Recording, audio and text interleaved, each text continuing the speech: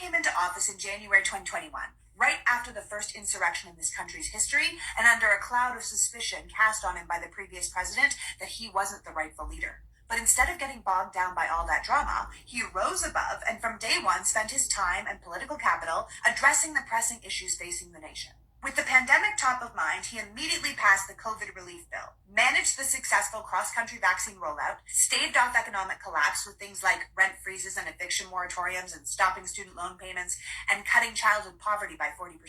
He got America back into the Paris Climate Accord and healed our relationships with our NATO allies, which would serve him a year later when he would rally those same allies against Russia's despicable war against Ukraine.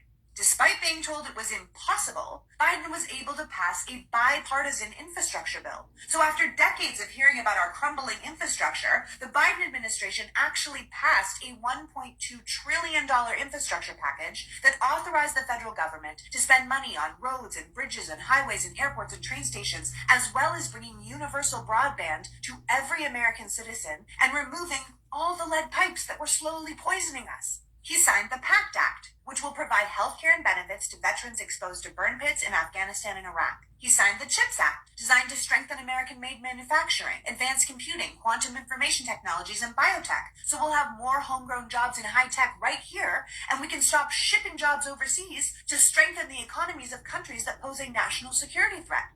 Biden also passed the most significant gun control bill in 30 years. Authorized the assassination of the head of Al-Qaeda, and forgave all or part of the student loans of 43 million borrowers, most of whom make under $75,000 a year and were trapped in a cycle of debt. Finally, he passed the Inflation Reduction Act, the single biggest investment in the climate in the country's history, but also a bill that will allow Medicare to negotiate drug prices, bringing costs down, capping out-of-pocket expenses for seniors, and establishing a $35 cap on insulin.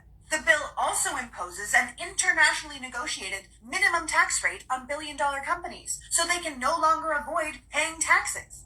It increases the funding for the IRS, so the very richest Americans can't continue to cheat the rest of us out of trillions of dollars in unpaid taxes. The country is in a job boom, has historically low unemployment, and Biden just issued an executive order to safeguard access to reproductive health care that is being attacked right across the country. He's created more manufacturing jobs than any president in decades, fulfilled his promise of putting a stellar black woman on the Supreme Court, and just announced a plan to end hunger in America by 2030. Sure, gas prices went up, but they've also went down for 14 weeks straight. America has nearly 10 million new jobs, and the deficit is on track to fall by $1.5 trillion this year, the biggest single drop in U.S. history.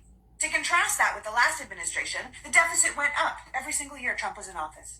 You hear how the Democrats wanted to fund the police, but it was the Biden Democrats who voted to increase funding for law enforcement when every single Republican voted against it.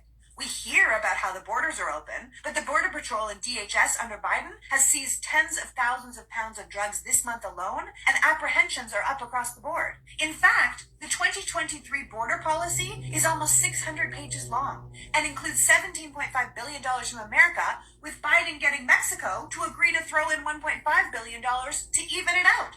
Under Biden, Medicare premiums are set to decrease. There is a plan to crack down on junk credit cards and excessive bank fees, and they've made a new rule to require airlines to be more transparent about the fees they charge the passengers. So the Republicans can go on and on about Biden's radical agenda and how it's ruining the country, but we should know by now that just saying something doesn't make it true. If it did, Trump would still be president, and none of the great things I just told you about would have ever happened.